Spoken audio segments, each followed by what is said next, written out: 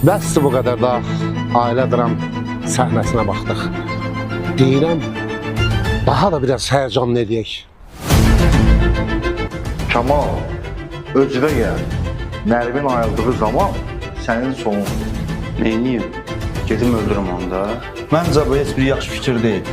Əgər istəyirsən ki, oğlun sağ-salamat evə qayıtsın, onda tək gəlirsən mənim yanıma. Bugün evdən çıxmayın, xahiş edirəm. İskəndər bəy dedi ki, bugün evdə qalsınlar. İşlə bağlı problem var. Ona görə bugün evdə qalmalısınız. Həkim, yoldaşım necədir? Hər şey hazırlıqlı olmaq lazımdır. Bizi çox pis gündədir. Təcil əməliyyat etmək lazımdır. Gəlirsən bizi evə aparmaq. Onların ən azından ataları var. Daha doğrusu atalarının olduğunu səni bilirlər.